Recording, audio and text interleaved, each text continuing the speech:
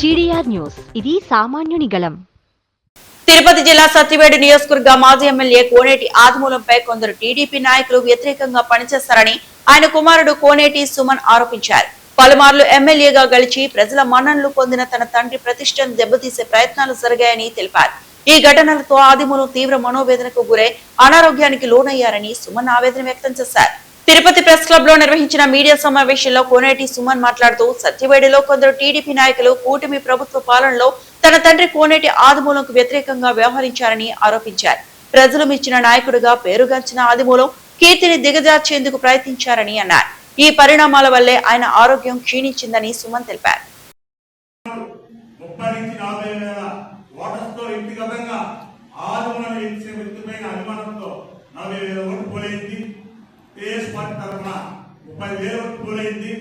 నాన్నగారు గెలిచిన తర్వాత మా కుటుంబాన్ని, మా నాన్నగారిని వెన్నుముక్క వెనకాల నుంచి పొడవడం తెలుగుదేశం పార్టీ వాళ్ళు కొంతమంది ఇబ్బంది పెట్టడం జరిగింది. అదేవిధంగా మా యొక్క ఆర్థిక బలంగా మేము కష్టపడి అప్పు తీసుకొని గంగాప్రసాద్తో మాట్లాడుకొని ఖర్చు చేసినటువంటి అమౌంట్ ఎంతని గంగాప్రసాద్ సార్ తెలుసు, చంద్రబాబు సార్ గారు తెలుసు, లోకేష్ గారు తెలుసు. కానీ ఈరోజు పరిస్థితి మా నియోజకవర్గంలో ఎస్సీ రిజర్వ్ అయిన నియోజకవర్గంలో ఎస్సీ కుటుంబంలో చిన్న చిన్న సమస్యలు వచ్చినప్పుడు నాన్నగారిని సస్పెండ్ చేయడం జరిగింది. నాన్నగారిని సస్పెండ్ అయిన తర్వాత ఒక ఎస్సీ నియోజకవర్గంలో ఒక ఎస్సీనే ఎందుకు మీరు కోఆర్డినేటర్ పెట్టలేదు, ఒక ఎస్సీ కమ్యూనిటీలో ఉన్నటువంటి వాళ్ళని ఎందుకు నియోజకవర్గంలో ఇన్ఛార్జిగా పెట్టలేదు. దాదాపు 2,25,000 మంది ఓటర్స్ ఉన్నారు మా నియోజకవర్గంలో. దాదాపు 50 నుంచి 60,000 మంది జనాభా ఎస్సీ ఎస్సీలు ఉన్నారు. మా దళితుల కాన్ఫరెన్స్ లో ఎందుకు మీరు చంద్రబాబు నాయుడు, లోకేష్ గారు మీరు ఎందుకు మా ఎస్సీ నియోజకవర్గంలో ఎస్సీ కమ్యూనిటీ పెట్టలేదని ఈ సందర్భంగా లోకేష్ గారికి, చంద్రబాబు నాయుడు గారికి తెలియజేసుకుంటూ, అదేవిధంగా ఈరోజు నియోజకవర్గం పరిస్థితి ఎలా ఉందంటే ఒక సిఐ గారు సిఐ పని ప్రభుత్వం యొక్క అధికారిగా ఉండకుండా రాజకీయంగా అతను ఇసుక మాఫియా, గ్రావల్ మాఫియా, దాదాపు చెన్నైకి దగ్గరుండి లోడి పిచ్చర్లు నుంచి 50 నుంచి 60 ట్రిప్పులు ఇసుక ప్రతిరోజు పంపించడం జరిగింది. అతను ఒక సీఏగా ఉండి రాజకీయ నాయకులను బంధించి చేస్తున్నారు. ఇది న్యాయమా? మేము అంబేద్కర్ యొక్క ఆదేశాల భారత రాజ్యాంగంలో రాష్ట్రంలో దేశంలో అంబేద్కర్ రాసిన రాజ్యాంగాన్ని ఎక్కడ మీరు అమలుపరుస్తున్నారు? మొన్న కూడా లోకేష్ గారు అంబేద్కర్ జయంతి రోజు వచ్చినప్పుడు తిరుపతిలో అంబేద్కర్ జయంతి రోజే ఒక బ్యానర్లో అంబేద్కర్ ఫోటో లేదు. ఇది న్యాయమా, ధర్మమా?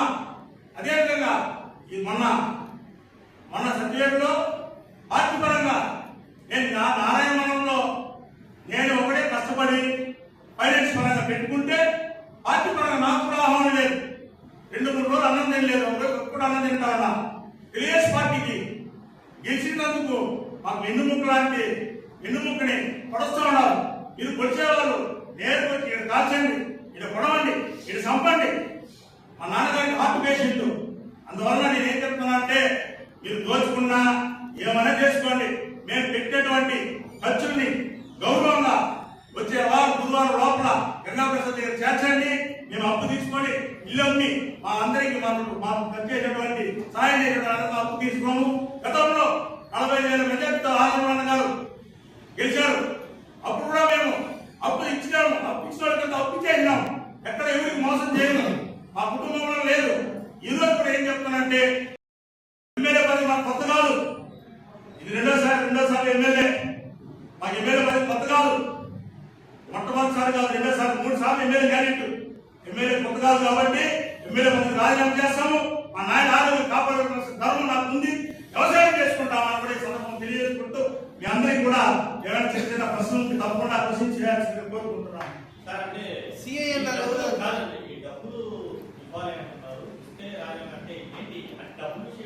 డబ్బు అంటే అన్న తిరుపతి నియోజకవర్గంలో 100 కోట్లు ఖర్చు అయింది. డబ్బు లేకుండా రాజకీయ భారతదేశంలో తిరుపతిలో 100 కోట్లు ఖర్చు అయింది. వాస్తవాలు మీరు రాయండి. వైసీపీ 80 కోట్లు ఖర్చు చేశారు. కూటమి ప్రభుత్వం 100 కోట్లు ఖర్చు చేసింది. డబ్బు లేకుండా వేసే గ్రామం ఎదురు ముందర అంటే భారతదేశంలో డబ్బు లేకుండా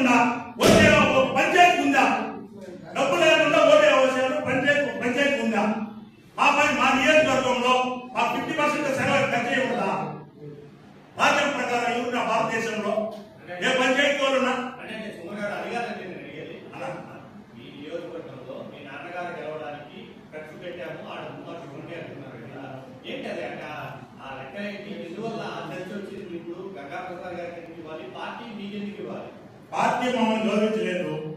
మా బాధ మా గంగాప్రసాద్ సార్ నా దేవుడు, అతని ద్వారా మేము వెళ్ళాము లోకేష్ దగ్గరికి, చంద్రబాబు సార్ దగ్గరికి. ఇంకా ఎస్పీ సార్ చెప్పామన్నా నియోజకవర్గం ఏం జరుగుతూ ఉందని. ఎస్పీ సార్ చెప్పినా, ఎస్పీ సార్ యొక్క ఆధ్వర్యంలో 3 నెలలు ప్రశాంతంగా ఉన్నా. కలెక్టర్ సార్ చెప్పినాను 50 రోజులు అవుతా ఉంది, మాట్లాడతామన్నారు. ఇన్ఛార్జ్ మినిస్టర్ చెప్పాను, చూద్దామన్నారు. ఎవరు చెప్పుకోవాలి నేను? ఇన్ఛార్జ్ మినిస్టర్ 3 సార్లు ఫోన్ ఎత్తలేదు. సాక్షాత్తు ఎస్పీ సార్ ఆదేశాల మేరకు 3 నెలలు రోడ్డు పైన రావడం జరిగింది. అన్నగారు కూడా కృతజ్ఞతలు. కలెక్టర్ గారికి 3 రోజుల ముందు చెప్పారు.